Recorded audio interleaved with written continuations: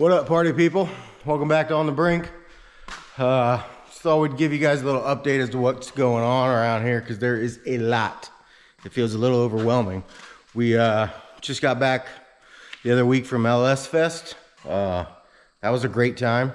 If any of you watching are some of the awesome people that I met there, and you subscribed and are coming back for more, thanks. I appreciate it. It was great meeting everybody.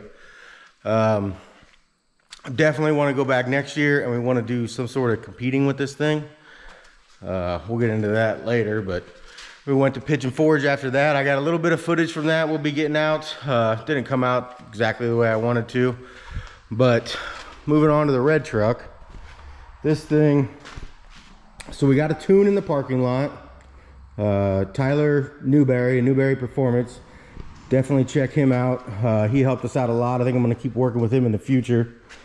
So we got back and I took it out on the road the day after, because we were supposed to turn around in 3 days and then run down to Pigeon Forge. And I want to do a bunch of mountain road driving with this thing, because those mountain roads are amazing.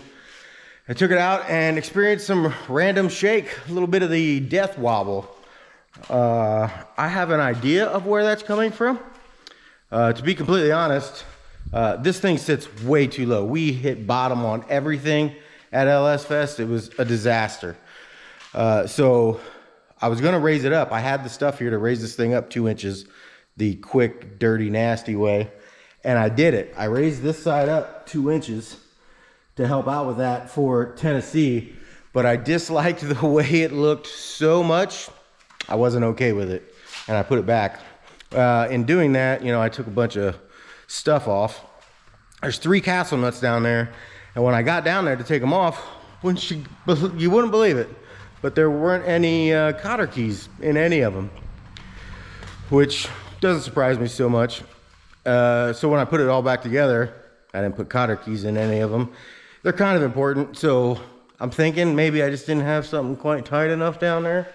I don't know. If that's not the problem, we got bigger issues. And I just fired it up when I came out here to just run some fuel through it. And now it sounds like we're not running on all 8, and I'm getting fuel out of the old exhaust pipe there. It's not wonderful. I have a suspicion as to what's going on there as well. I'll check out the spark plugs, look for physical stuff first, and then I'll probably put the computer in. But I think I might be running too much fuel pressure, and I bet you there's a bunch of E85 in this oil. That oil needs to come out anyway. That's break-in oil. I think we've done enough on that. I want to take the oil out. I want to cut the filter open and check it out and make sure we don't have a whole bunch of metal in there. And then we need to raise this thing up, right? But I'm going to do that thing I do where I go too far with stuff and put way too much time, money, and parts into it. So I want to run coilovers, but then I want to run tubular A-arms. And there's a guy who makes the tubular A-arms, also makes an aluminum spindle. And then we need to talk about brakes, because we're still on stocks. Like, I'm talking about $4 grand on the front end of this thing by the time it's over, and I don't want to do that. But I don't know. I could just put the coilovers on, they'll bolt up the way they are. We can get it raised up some, and we can deal with the brakes and the lightweight stuff later on and enjoy it in the meantime. But that's not typically how I operate around here. I don't like it. I see myself doing it, and I just can't seem to stop myself from doing it. We'll see. And then I'd like to raise up that cross member that we keep hitting on everything. It's about middle of the truck down there. You can't see it because it's too low, but this model got the cross member for the transmission hangs below the frame a little bit. Apparently it's only on like this year extended cabs, which makes perfect sense. So I'd like to raise that up a little bit, but that's going to take a whole bunch of fabrication and welding and math, which I'm good at none of those things. So we'll see how that goes. The rear end, this axle, those are still stock axle shafts, 28 spine C-clips. So they're about 3 clutch dumps away from snapping in half. So if I want to do any kind of actual racing next season, I don't think it's going to happen this year anymore. That's going to be a problem and require a lot of money. So that's the red truck in a nutshell. Also, I want to do a 3 or 4 link in the rear with more coilovers. That's priority 1. I really want to get this to a state where I'm happy with it. But we got to do some more tuning on the engine and get it raised up. That's phase 1. Then we got this thing. You've seen my T-Bird here in the background for ever. This poor car, really, all this thing needs is a carb rebuild and transmission service, pump up some tires, and we could probably drive this car. Those tires don't have any miles on them, but they're really old, and I don't know about the brakes. One of them is locked up right now, but I have a wheel cylinder for that. We could probably drive it, but again, going back to doing too much, the plan for this car is everything I just said, plus wheels and tires, plus air ride, plus the entire brake system. So the way I have it in my head is it doesn't leave the shop till it's done, right? But that's a lot of money we got to spend. So I don't know when that's going to happen. We got Kurt's S10, which isn't here on property right now, but I really want to start on that, and I think he does too.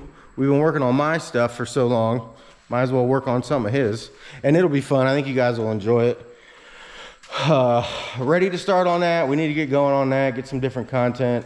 That's going to be cheap, dirty, and easy. If you guys have been watching from the beginning, we're just going to weld the diff on that, throw some nitrous on it, and see what happens. So that should be fun. And then he's got his dad has an old V8 that's been sitting in the dirt in the back of a barn for about 30 years. And we're just going to slap it in and see what happens. So that could be fun. Oh, also, I have a new turbo for the truck.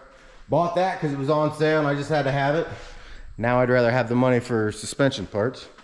Whatever, we got it now. And we got all this stuff in the back. The 40 there, which you've seen in the background a bunch. That one, we're just changing from 6 volt to 12 volt. That's Thomas's project. It's his dad's car. He's doing it for his dad. I'm helping him out. We're doing it here. I've recorded some of that footage. Turns out wiring footage is extremely boring to watch. So I'll probably put something out. I don't know how exactly it's going to go or how it's going to turn out, but we've spent a lot of time on this thing and we've learned a lot doing it, and it's very close. Pretty much just tidying things up at this point. It runs and drives the way it is right now. All the lights work, so just got to clean stuff up and that'll be finished. My poor daily here, my blue truck, the slave cylinder went on me on that thing, and it's internal, wouldn't you believe it?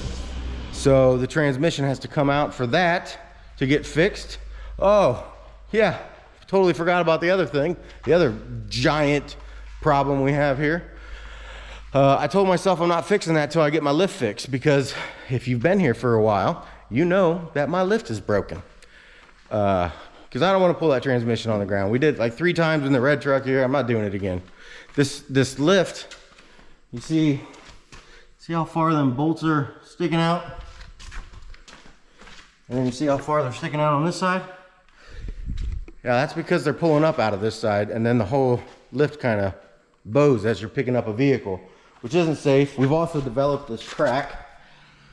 I really don't think I know that wasn't there when we installed this. So I've got to tear this all apart, get it out of the way. I'm going to cut like a 30 by 30 square on either post, dig down like 18 to 24 inches, pour with concrete, and then reinstall. But even after I do that and I reinstall it, I can't really put a car on it for 28 days.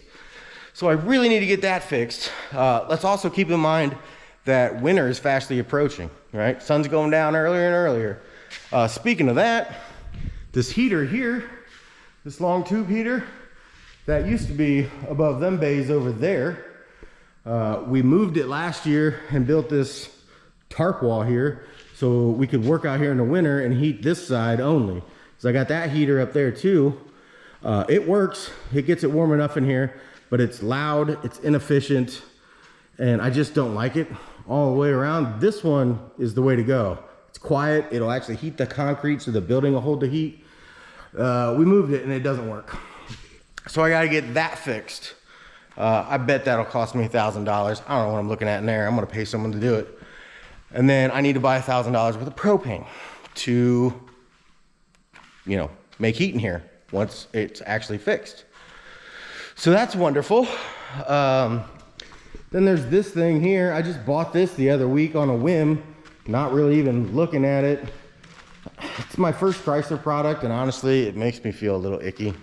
Not a Chrysler fan, but the price was right. It's got like 113,000 miles. The air conditioning works. It has cruise, so it's the only vehicle I currently own that has cruise. But it's a pile. When I picked it up, I checked the dipstick. There's next to no oil in it. It hasn't been changed or even the hood popped in 7 years, so that'll be fun. I had a video idea for that. We'll talk about that later. I don't know if we're gonna, you probably won't see much on that car. I bought that because the guy wanted to get rid of it, and he made me an offer I couldn't refuse. And it was right around the same time that the slave cylinder went out on my daily. So I've been driving my Poland truck, my 3/4 ton Chevy. And once we got down to Kentucky for LS Fest, we noticed it was leaking transmission fluid out of the transfer case.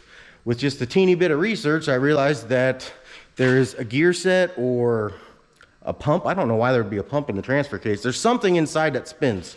And apparently, over time, it's so close to the housing that it will wear through and crack the housing.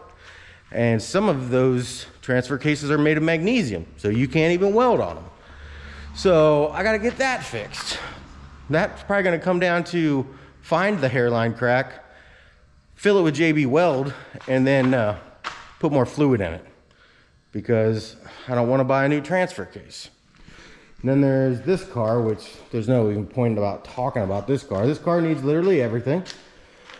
The plan I have for this car is extremely wild, like every other plan I have for every other car, because I don't know. This is just who I am, I guess. I have a really cool engine. I got shipped over from another country for that car. Guess at it in the comments. Let me know if you think you know what it is. The only hint I'll give you is that's a Ford. That's a 55 Ford Custom Line. And I know all you've really seen here is Chevys, but I'm actually kind of a Ford guy. I was raised on Fords. So it's a Ford engine. I'm pretty pumped about it. Got a new toolbox. I mean, that's actually a good thing, except for the fact that it cost me money, but I got a pretty good deal on that. I waited for it to go on sale. I've been overflowing out of my other box for about 2.5 years now, and I've been threatening to buy another one. So I need to get all that stuff swapped over. Don't ever buy a Snap-on box. What a waste of money. That one I'm using now, I bought a Snap-on box when I was young and dumb, thinking I had to have a Snap-on box. Nope, you don't need a Snap-on box. It's effectively worthless, right? Like I could probably sell it for $500, but God, I don't even know what I paid for that how many years ago. Might as well just keep it. And then we got the fabrication destination, which I started on, I don't know how many months ago. I wanted to finish these walls with metal because I'm gonna do all the cutting, grinding, welding over here. Move some other tools. I got a drill press and belt sander, but there is a lot going on. So we should have plenty of content for you. Some of it's gonna be more glamorous than others. I know the majority of you are probably here for stuff like this and what we're gonna do to Kurt's S10. But I'm probably gonna show you all of it. Maybe not all of it, quite a bit of it, because this is what it takes if you wanna be a shit boxer. I don't own anything new. I could probably own something new. You know, if I sold all this stuff and I could have something new and reliable and comfortable, have power windows, cruise control, but then what am I gonna do with all my time and what am I gonna complain about? That doesn't make any sense. So we'll keep shit boxing. We'll keep showing you guys all of it, or the fun stuff at least. And just know that this is the life you may have to live if you want a shit box and race car all at the same time. I swear to God, I feel like I have 2 full-time jobs sometimes out here. All right, so that's it for now. Thanks for listening to me rant. I gotta get to work, make some more content for you guys, and get some stuff accomplished out here. Leave me a comment down below. Tell me how I should do some of this stuff or what I should do first. I'm sure there's plenty of you out there with good advice and good ideas. I'm happy to hear it. Or comment and tell me to quit whining and just get to work. I'm sure I need to hear that sometimes too. So, till next time, we'll see you guys in the future.